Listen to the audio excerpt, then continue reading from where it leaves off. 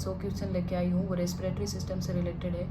Fundamental of nursing में respiratory system से related, medical surgical में रेस्पिरेटरी सिस्टम से रिलेटेड और पीडियाट्रिक नर्सिंग में जो रेस्पिरेटरी सिस्टम है उनसे रिलेटेड जितने क्वेश्चन बनते हैं वो सारे मैं बेसिक से लेके एडवांस लेवल तक के प्रायोरिटी बेस वाले सारे क्वेश्चन लेकर आई हूँ।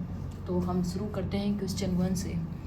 Which structure is the primary site for gas exchange in the lungs, जो कि आप सबको पता है वो एल्वेलाई होती है। Alveoli are the tiny air sacs where oxygen and carbon dioxide exchange होते हैं। और अगला क्वेश्चन है अपना, which of the following is the normal respiratory rate for an adult at rest period. जब एडल्ट रेस्पिरेटरी रेट कब बताना है, जब रेस्ट पीरियड होता, वहाँ पे हम टिक करेंगे 12 से 20 होती है वो हमारी नॉर्मल रेस्पिरेटरी रेट होती है एडल्ट की। नेक्स्ट क्वेश्चन है, what does the term dyspnoea, dyspnoea का मतलब क्या होता है।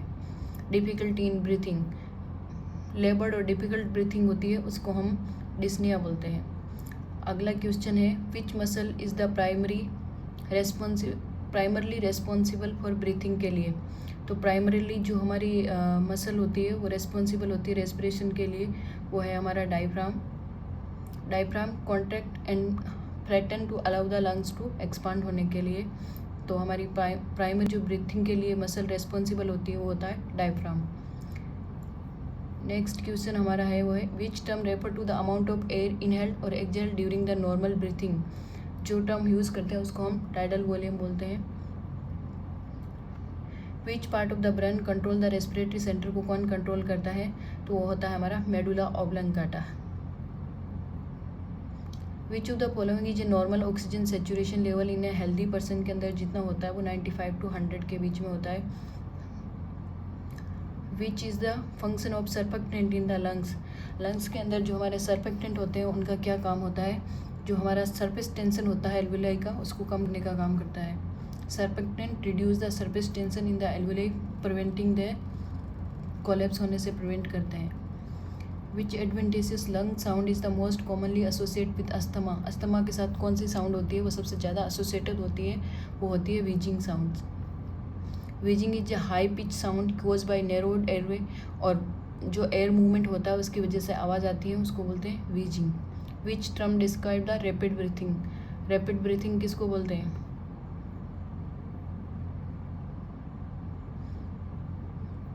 ब्रेडिपनिया, एपनिया, टेकिपनिया या ऑर्थोपनिया। टेकिपनिया होता है उसको बोलते हैं एबनॉर्मली रैपिड ब्रीथिंग होती है उसको बोलते हैं टेकिपनिया। ऑर्थोपनिया क्या होता है, difficulty in breathing when lying flat, flat लेटने के बाद इंसान को जब ब्रीथिंग डिफ़िकल्टी होती है उसको हम बोलते हैं ऑर्थोपनिया, और वो रिलीव हो जाता है सिटिंग के बाद। Which device is use to measure lung volume and capacities, को मेज़र करने के लिए कौन सा इंस्ट्रूमेंट यूज़ करते हैं, वो स्पायरोमीटर। स्पायरोमीटर मेज़र करता है लंग वॉल्यूम, कैपेसिटी सबको। व्हाट डज साइनोसिस, साइनोसिस हमें क्या इंडिकेट करता है कि ऑक्सीजन का सेचुरेशन कम हो रहा है। Which test is commonly use to evaluate oxygen and carbon dioxide level in the blood के अंदर देखने के लिए हम कौन सा यूज़ करते हैं, आर्टेरियल ब्लड गेज। ऑक्सीजन और कार्बन डाइऑक्साइड दोनों के लेवल को देखने के काम आता है।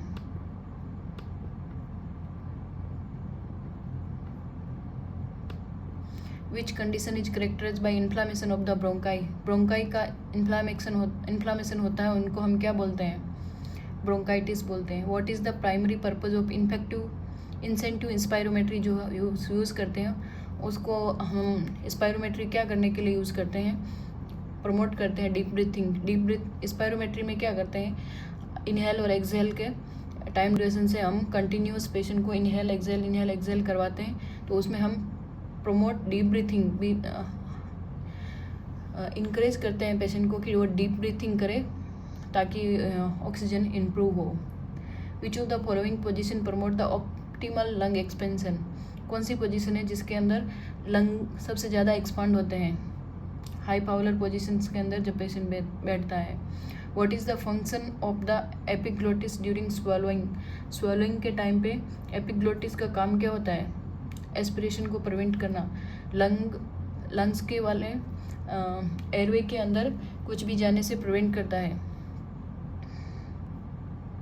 विच of the following is the symptom of hypoxia. Hypoxia के लिए हमें सबसे पहला सिम्टम्स जो दिखेगा वो होगा restlessness. Restlessness, anxiety and confusion are the earliest sign of hypoxia due to inadequate oxygen delivery to the brain. What term refer to the absence of breathing. Absence of breathing को क्या बोलते हैं? Apnoea. Apnoea refer to a temporary cessation of breathing specially during sleep. Sleep के time पे या फिर किसी भी टाइम पे ब्रीथिंग एब्सेंट होती है तो उसको हम बोलते हैं apnoea. Best location to auscultate lower lung और लोब। लोअर लंग लोब को देखने के लिए हमें पोस्टीरियर चेस्ट पे देखना है सबसे पहले। एंटीरियर आगे की तरफ लोअर लोब होंगे, वो हमें चेस्ट के पीछे की तरफ अस्कल्टेट कर सकते हैं। Which breath sound is normally heard over the trachea. Trachea के ऊपर हम ब्रोंकियल साउंड सुन सकते हैं। What is the main function of the respiratory system? Exchange the gases. What is the purpose of humidified oxygen देने का क्या मतलब होता है? ताकि वो म्यूकोजल ड्राइनेस को प्रिवेंट कर सके।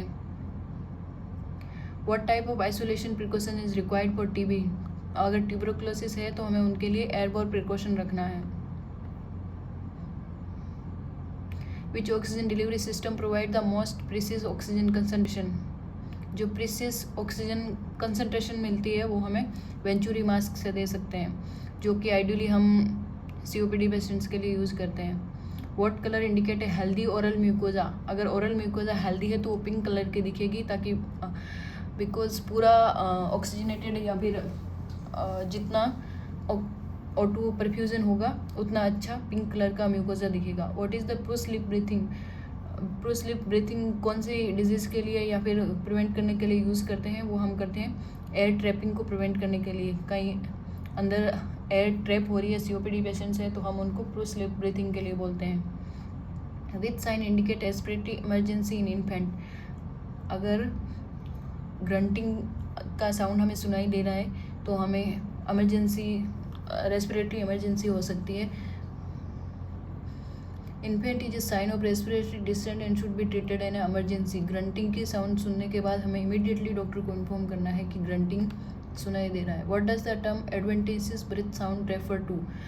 एडवेंटेजियस का मतलब होता है एबनॉर्मल साउंड लाइक क्रैकल्स, बीज, ये सब एबनॉर्मल साउंड होते हैं, कुछ ना कुछ डिजीज़ होने के बाद ये सुनाई देते हैं। रोंकाई हो गए, क्रैप्स हो गए। Which diagnostic test is most commonly use to confirm pneumonia. Pneumonia confirm करने के लिए जो टेस्ट यूज़ करते हैं वो सबसे पहले चेस्ट एक्सरे करा के देखते हैं। Chest X-ray is typically use to visualise area of consolidation and confirm the diagnosis of pneumonia.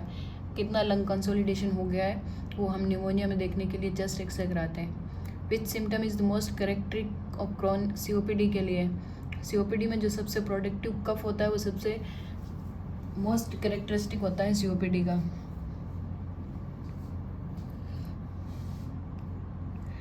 कफ के साथ साथ COPD में क्या होता है, शॉर्टनेस ऑफ ब्रीथ होएगा और विजिंग सुनाई देंगे। विच nursing intervention is the priority for a patient experiencing an acute asthma attack. अगर एक्यूट अस्थमा अटैक आ गया तो हमें प्रायोरिटी में सबसे पहले क्या करना है, ब्रोंकोडायलेटर देना है, ताकि ब्रोंकस डायलेट हो और ब्रीथिंग डिफिकल्टी को रिलीव मिले। What is the purpose of chest physiotherapy. Chest physiotherapy का पर्पज़ क्या होता है, सिक्रेशन को क्लियर करने के लिए, ताकि जब हम चेस्ट फिजियोथेरेपी करते हैं तो सिक्रेशंस लूज़ होते हैं और बाहर निकलने में हेल्प मिलती है। Patient with emphysema what physical appearance is commonly observe करते हैं। अगर पेशेंट एम्फाइसीमा का है तो एम्फाइसीमा के अंदर जो दिखाई देता है वो बैरल शेप्ड चेस्ट दिखाई देता है, तो हम देख के भी पता लगा सकते हैं कि एम्फाइसीमा है। Barrel shaped chest classical sign होता है एम्फाइसीमा का। लंग्स के अंदर अगर ओवर इन्फ्लेशन हो जाता है तो बैरल शेप्ड चेस्ट दिखाई देता है। विच of the following ABG finding indicate the respiratory acidosis. Acidosis मतलब pH कम हो जाएगी, CO2 रेज हो जाएगा। तो CO2 7.32 और CO2 50। 7.35 से pH कम है और 35 से 45 से ज़्यादा CO2 है, तो वो रेस्पिरेटरी एसिडोसिस को शो करता है। Which condition cause a sudden sharp chest pain with dyspnea and absent breath sound on one side। Sudden sharp chest pain कौन सी कंडीशन में होता है और डिस्नी होता है? न्यूमोथोरैक्स की कंडीशन के अंदर ये सब होता है।